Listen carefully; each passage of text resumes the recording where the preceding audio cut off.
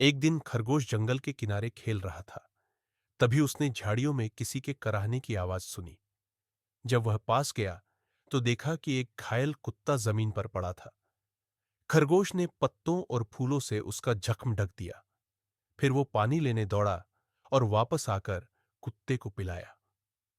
कुछ दिनों तक खरगोश उसकी देखभाल करता रहा, जब तक वो ठीक नहीं हो गया। एक दिन जंगल में एक शिकारी आया और उसने खरगोश को पकड़ने की कोशिश की।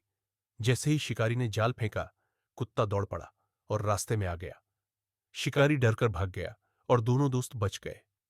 उस दिन के बाद खरगोश और कुत्ता कभी अलग नहीं हुए, क्योंकि जो दोस्त दर्द में साथ निभाए वही सच्चा दोस्त होता है।